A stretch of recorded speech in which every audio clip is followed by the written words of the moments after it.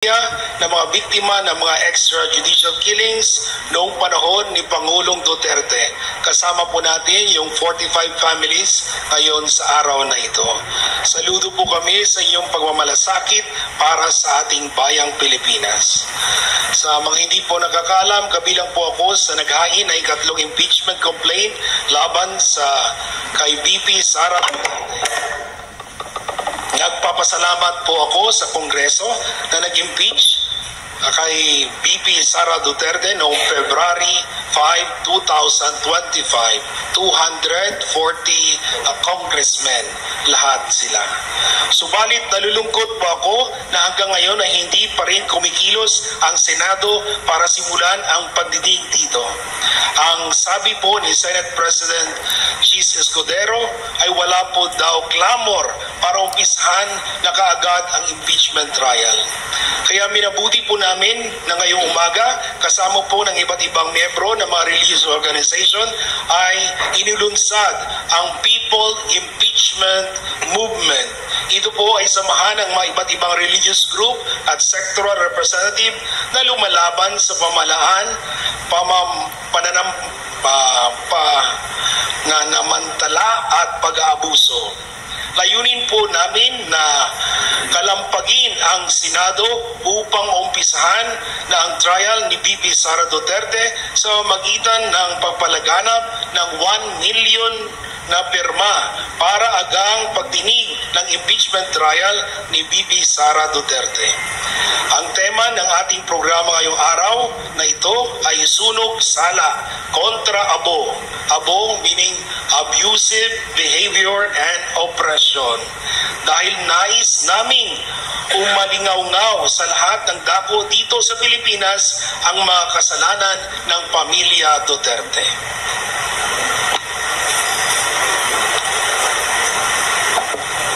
Ito po isusundan ni Father Flavie mula sa SVD. Magandang umaga po sa ating lahat. Ako po si Father Flavie Villanueva, SVD. Isa po akong miyembro ng People's Impeachment Movement dahil gaya po ng mga kasamahan ko na narito ngayon, naniniwala po kami na kailangang maumpisahan ng impeachment trial ni VP Sara Duterte at panagutin po siya sa kanyang mga kasalanan. Napapanahon po ang naganap na pagsusunog ng palaspas kanina dahil ito po ay kumakatawan sa 7 kasalanan ng mga Duterte sa sambayan ng Pilipino. Mga kasalanan tulad ng kayabangan, kasakiman, pagdanasa sa kapangyarihan, katakawan sa kapangyarihan, at yaman, galit at katamaran. Sinunog po natin ang mga palaspas kasama ng mga kasalanan ng mga Duterte gamit ang kandila ng pag-asa at katarungan. Ito po'y simbolo ng malakas na deklarasyon ng pagtutol sa pagbabalik ng mga Duterte sa kapangyarihan, kasabay sa panawagan para sa katarungan sa lahat ng mga biniktima ni Rodrigo Duterte ng EJK. Hindi man po ako abogado, pero ayon sa mga eksperto, malinaw po ang sinasabi ng saligang batas na forthwith. Ibig sabihin, kaagad-agad, agaran, now na, hindi sa Hulyo, hindi bukas, at hindi kung kailan lang maisipan ng Senado o partikular ng Senate President na si Chis Escudero. Kaya nananawagan po kami sa Senado, agaran ng umpisahan ang impeachment trial ni VP Sara Duterte. This is their moral obligation. A moral obligation that we stand firm because we believe that denouncing evil and standing by the good is our highest calling. Kung ayaw po ng Senado na umaksyon, ang taong bayan po ang sasamang kikilos para sila ay umaksyon. Clamor, ito ang aming handog.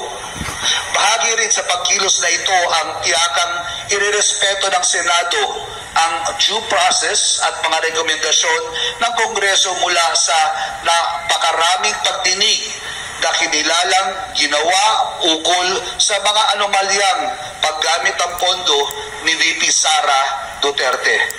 Huwag sanang kalimutan ng ating mga senador na ang kanilang loyalty o katapatan ay dapat sa bayan at hindi para sa sinuman, pera o sariling kapakanan. Pakinggan sana nila ang boses ng taong bayan na humihingi ng pananagutan. Gawin na nila ang tungkulin iniatang ng saligang batas sa kanila at huwag itong patagalin pa. Ngayon ang panahon para sa papanagot at makatulad si VP Sara. This is a choice. This is a battle between good and evil.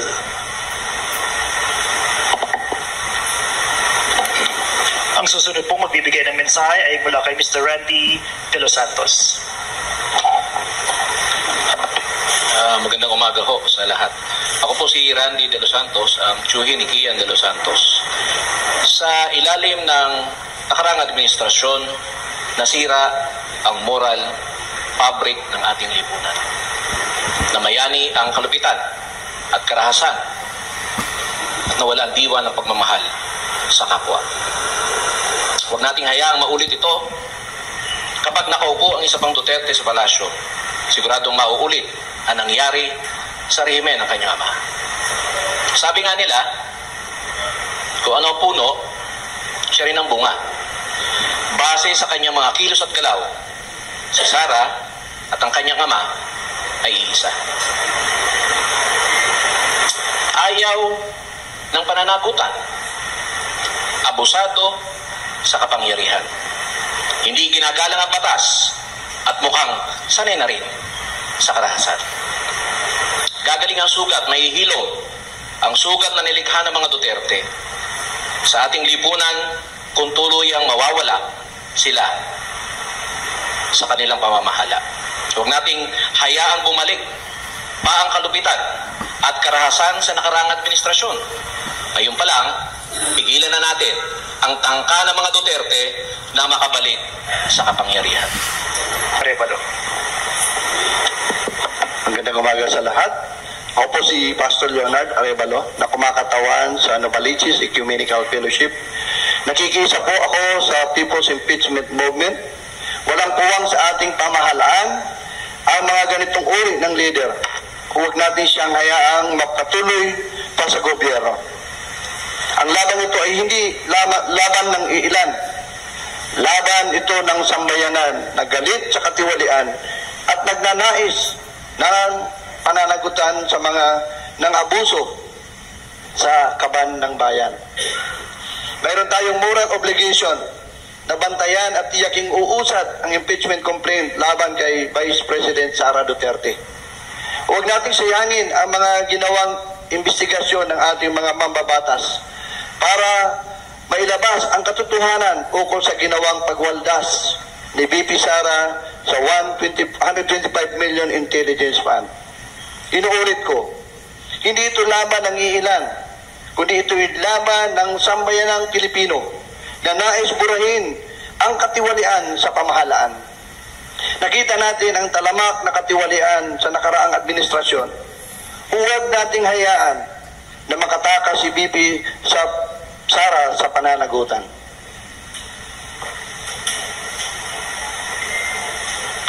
Ang susunod po na magbibigay ng mensahe ay mula kay Sister Evelyn. Magandang umaga po sa inyong lahat. Ako po Sister Evelyn na kumakatawan sa Justice, Peace and Integrity of Creation ng CMSP. Ang pera na pinag-uusapan natin po dito ay galing sa dugo, pawis at luha ng ating mga kababayan na ginasta lang sa loob ng 11 araw. Nagamit sana ito sa mga makabuluhang proyekto.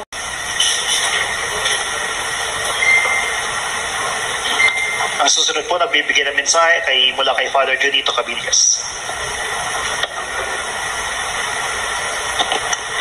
Magandang umaga po sa ating lahat.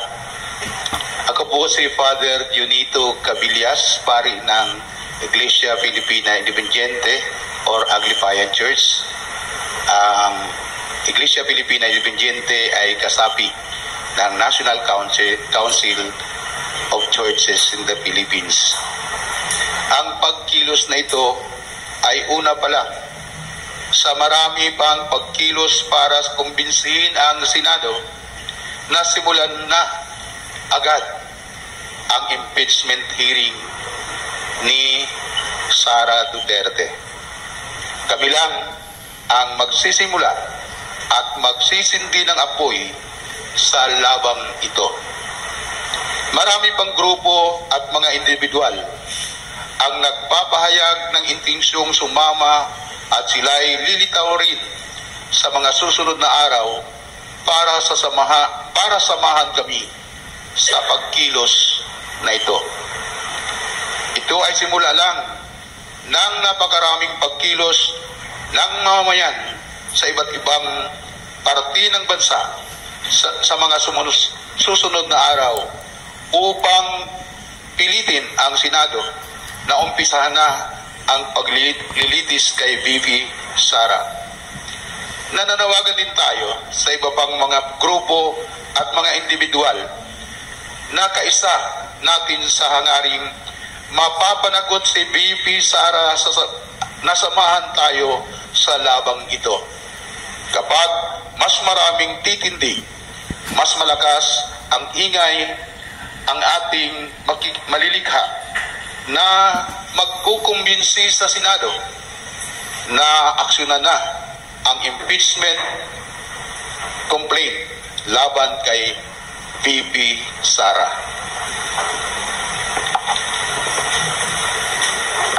And last but not the least, message from Father Joel Zabalya.